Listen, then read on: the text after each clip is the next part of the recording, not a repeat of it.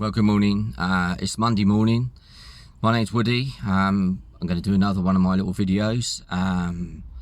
It's a real foggy day today. It's one of those days where it's quite, it's that November fog. But it's nice and warm. It's really warm this morning. So once again, the weather is way above what it should be. But anyway, I'm not here to talk about the weather. I'm here to talk about something that, as usual, I want to share with people that have got cancer, perhaps to spread some kind of positiveness, some kind of belief that, if you're sitting at home right now, or sitting in hospital, and maybe you've just been diagnosed with cancer, or you've had it a while, and you want to know something good, then maybe I can give you that. I'm not sure. This is what I'm doing anyway. 14 months ago, I was diagnosed with stage 4 prostate cancer with a Gleason score of 9 out of 10, which means it's very aggressive. I was in a real state. I had cancer tumours all over me, my head, the top of my scalp, my hips, my back, my lymph nodes. I mean, there were just places where it was cancerous. And I want to share some good news, because I had some scans, and one in particular was a bone scan, which my oncologist has compared to February. So I had a bone scan a few weeks ago, and they've compared the results to February. And I don't know how to read doctors' language, okay, so it comes out as very much gobbledygook to me. However, what I do understand is the words improved, better, disappeared, settled, all these words that are really positive. And in fact, the last line reads, there are no new sites of cancer or disease in this person's body. That's amazing, because 14 months ago, I did not see this happening. I did not see any light at the end of the tunnel. I just saw darkness, the end. I just saw that there was no way out of this. Particularly when I had the when I found out that it was aggressive. I had the biopsy, and the doctor there just said, just live the life the best you can for what you got left. And it just kind of like hit me like a ton of bricks. For what I've got left, I thought I had loads of years left. I'm only 56 now. I was 55 at the time. Christ, So what I'm trying to share here is, ever since a certain point after I had my diagnosis, I changed my mindset.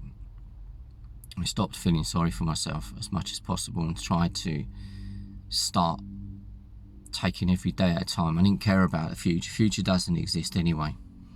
I took one day at a time, and I tried to make every day something positive about that day.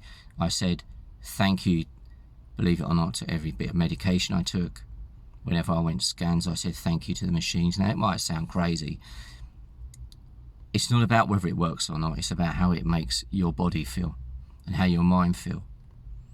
And I started to feel better and better. I use a mantra every single day, which I've been doing now for over a year. Many times a day, I will just tell myself over and over again, every day in every way, I'm feeling better and better. Every day in every way, I'm growing stronger and stronger. And every day in every way, my cancer is becoming weaker and weaker. And it appears it is. It really does appear it is. It appears that something's happening in my body where the cancer is shrinking. And in some places it's gone. Okay. I do put this down to mindset, belief. I think you've got to have this belief. I don't have a belief so much in religion. Okay. I have a belief in that there is a higher power. There is a mind-body connection that is more stronger than perhaps we ever realise, and perhaps this is the future with medication. I don't know.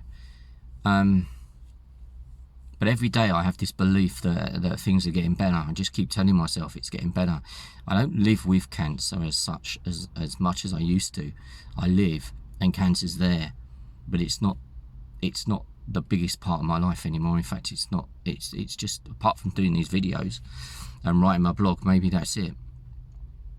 So if you are starting out on this path, my advice is to, if you feel that you're going down that tunnel, is to first of all is to start trying to turn that around. Start telling yourself you are more powerful than you realise. Okay?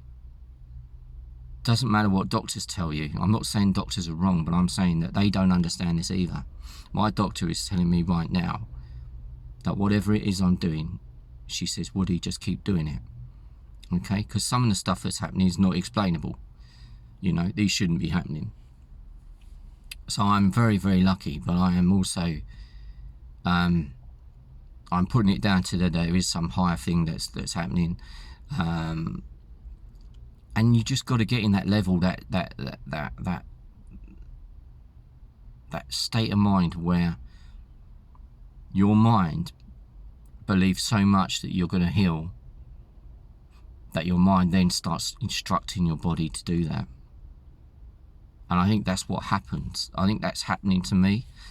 I don't know. I might just be lucky. But I have said really from the start, if you look at everything I've done, I have said over and over again that I'm going to do this through my mind, with the aid of me. I'm not saying don't take any medication. I did refuse chemo at the beginning. I didn't want to go down that route. And not to say that I might have to go on it. I'm not telling anyone not to take chemo, but I'm saying that you need to, whatever you do, you've got to tell yourself it works over and over again. You've got to keep telling yourself this is working, even at the times it doesn't feel like it's working, because that's the time when it's most powerful. When things feel bad, when things feel that they're not working and you're going downhill, that's when you're at your most vulnerable, but also your most powerful, because there's that point where you can just say, no, this is working, I believe it's working, and you just keep telling yourself, and you start building some kind of powerful resistance inside. Maybe it's the immune system that kicks off, maybe it's just something else, but that's what you got to have. If you don't have that belief, then cancer will beat you. There's no doubt about that. It's a powerful thing, but I think belief is more powerful. I really do. This is why I'm telling my story. I didn't think that I would be coming here on this video today with this kind of news. I knew that my scans had improved gradually, a little bit at a time, but when I looked at when they compared the last one to 6 months previously, the results and the evidence is just there, and that's what I'm bringing to the table. That's what I'm trying to help. That's what I'm trying to share with you, that you just don't give up. You don't think anything negative. You just keep thinking this. There are positives in having cancer. There's no doubt about that. It's not a nice thing to have. Don't get me wrong. However, since I've had it, it has opened up my life to seeing it in a different way, and to being able to love more, have more empathy and compassion for the world around me. And I think that's due to the fact that when you feel that your world is going to be taken away from you, that's the point you start appreciating every little bit about it. And if you start doing that, you start growing this positive resiliency, and you start building your immune system. You start, scientifically, this is proven that the mind-body connection is there, okay? And you just got to do it yourself. You just got to go out there and tell yourself. Anyway, I'm going to have to go, because otherwise I'm going to be late for work, and I hope that this video just gives someone some hope somewhere that might be in that dark hole, that you can turn it around.